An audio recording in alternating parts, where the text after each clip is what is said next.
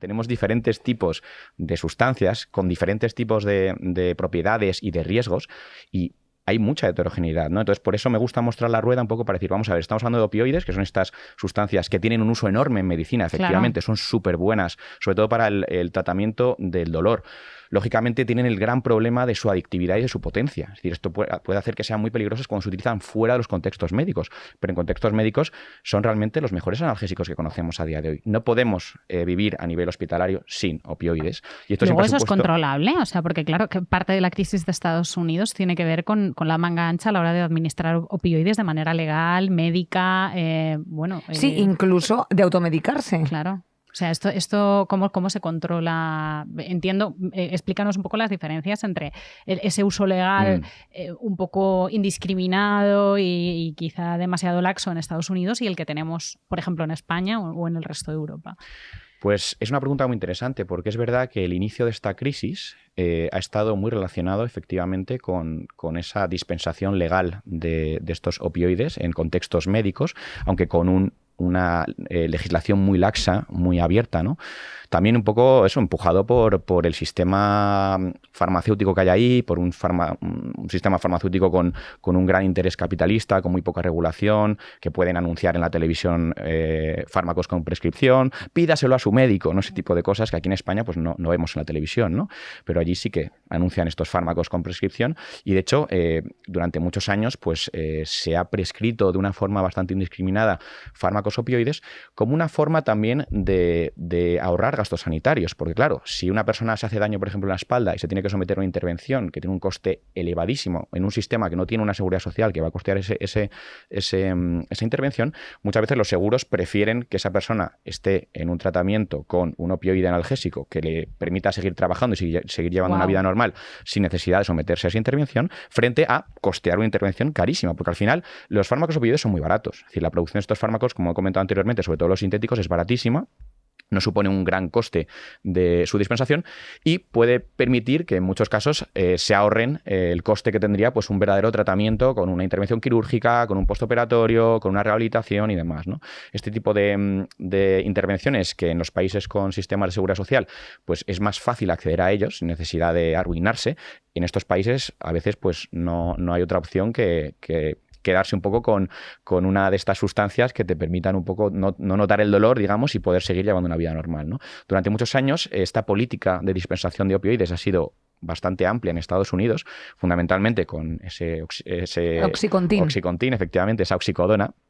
Y esto ha llevado a que muchas personas pues desarrollasen una adicción por el uso crónico, porque al final los opioides... O sea, que por concretar un dolor de espalda te podían perfectamente recetar algo que tenía un contenido bajo, por así decir, de Oxycontin y tú ya incorporarlo a tu dieta. ¿Y cómo se pasa del Oxycontin a estar como caminando en L en las calles de Filadelfia? Bueno, en realidad la transición ha sido básicamente que, como comentaba anteriormente, ha habido mucha dispensación de estos fármacos. La gente los ha utilizado de forma muy crónica, porque también los médicos han estado dispensándolo de forma muy crónica. O sea, no pongamos aquí la culpa en las personas que recibían una prescripción por un dolor y simplemente seguían las instrucciones del médico, ¿no? Estas empresas también generaron muchas dudas aposta acerca de la adictividad de estos fármacos. Se sabe que los opioides son adictivos de siempre, pero sí que plantearon dudas acerca de, bueno, estos nuevos productos que estamos desarrollando no tienen ese potencial adictivo, y los médicos, pues bueno, también actuaron en consecuencia creyendo que no estaban recetando algo que tenía esa adictividad. Luego también había prácticas comerciales bastante ilegales, ¿no? Prácticamente sobornos a médicos para que prescribiesen más ese tipo de fármacos. Wow. Entonces esto ha llevado pues, a mucha gente consumiendo estos fármacos. Lo que sucede es que hace unos años, la FDA, la Food and Drug Administration de Estados Unidos, que es el organismo regulador allí, empezó a poner ciertas restricciones porque se dio cuenta de que estaba habiendo una prescripción un poco salvaje de estos fármacos. Después de 20 años. Pues sí, claro, durante mucho intereses tiempo. de las farmacéuticas. Sí. Esto se ve muy bien en la serie Dopesick de Disney. Creo que está en Disney.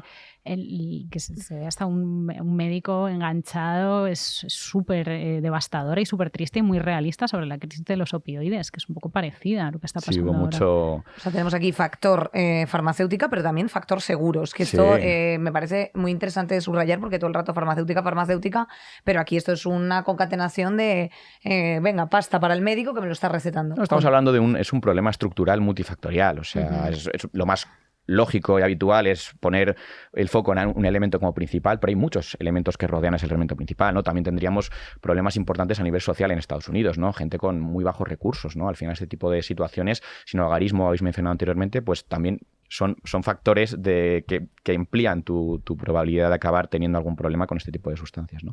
Entonces, lo que sucedió en esos años es que la FDA finalmente empezó a poner restricciones, y al poner estas restricciones lo que sucedió es que muchas personas que ya tenían desarrollado una gran adicción y que de pronto ya no tenían acceso a estos fármacos, o que les habían reducido la cantidad que podían recibir cada mes, ¿no? Como una forma de intentar frenar esta sobredispensación, empezaron a acudir al mercado negro para buscar alternativas que les permitiesen, pues, obtener los mismos niveles de bienestar o de analgesia que estaban obteniendo con estos fármacos que ya no les estaban prescribiendo en tanta cantidad. Y lo que se encontraron es que, claro, en el mercado negro la sustancia más similar a la oxicodona es la heroína. La heroína es una sustancia barata, es accesible, pero ¿qué pasa? Si tienes una gran masa poblacional que está empezando a demandar heroína de forma a la vez, digamos, a lo bestia, mucha demanda, empieza a producirse una disminución en la cantidad de heroína circulante en el mercado. Y en los mercados, como sabemos de drogas, no suele haber disminuciones de sustancias, sino que se suelen sustituir por otras. Es lo que suele pasar. Suele aparecer la adulteración, suelen aparecer los timos, que son tan peligrosos muchas veces porque sustituye una droga por otra y no sabes realmente lo que te estás tomando, ¿no? Ahí el valor de organizaciones como Energy Control, que tienen esta información de reducción de riesgos, esta capacidad de analizar sustancias para detectar adulterantes que sean peligrosos, ¿no? Pues el caso es que allí en Estados Unidos, pues esta disminución en la cantidad de heroína que había disponible en el mercado, lo que hizo fue que empezaron a aparecer adulteraciones con otras sustancias más potentes, como el fentanilo, que lo que hacían era un poco equilibrar, ¿no?, esa falta de heroína, pues metiendo un poquito de fentanilo, que al ser tan potente podía hacer que un dealer, una persona que está vendiendo heroína, pues pueda vender lo que parece heroína o con la potencia de la heroína sin tener que tener tanta heroína en el mercado, ¿no? Es decir, simplemente coge a lo mejor un poquito de alguna sustancia inerte, como puede ser azúcar o lo que sea, le echa un poco de fentanilo y consigue una sustancia que tiene una potencia parecida a la heroína a base de diluir el fentanilo, ¿no? Esto, claro, fue un movimiento también articulado por los propios cárteles mexicanos, ¿no?, que son quienes introducían la heroína en Estados Unidos. Ellos no tienen acceso a heroína infinita porque el cultivo de heroína, como he dicho anteriormente, es un factor limitante. Son campos de amapolas, sí. Claro, es un factor limitante. Tienes las hectáreas que tengas, no puedes dar más que eso, ¿no?, como pasa con la cocaína. Entonces empezó a haber importación hacia México desde China de fentanilo, que en aquel momento se estaba produciendo de forma bastante importante y no había un control internacional muy grande en ese momento del fentanilo, ¿no? Entonces se compraban el fentanilo y lo introducían en Estados Unidos. Lo ensamblaban, decían, ¿no?, en México, o sea, porque realmente la situación que transportaban son dos sustancias que por lo visto en el mercado tampoco son ilegales. ¿Esto es así? Esto fue más adelante, porque en un principio el fentanilo sí que se podía mover como fentanilo. Luego, más tarde, sí que es verdad que empezaron a imponerse restricciones a nivel internacional sobre el fentanilo, y entonces lo que empezaron a hacer es, en vez de importar fentanilo, importaban precursores, que son los ingredientes para hacer el fentanilo. Y entonces ya, esto es la situación en la que estamos ahora. Importan precursores, fabrican el fentanilo en México y meten el fentanilo en Estados Unidos.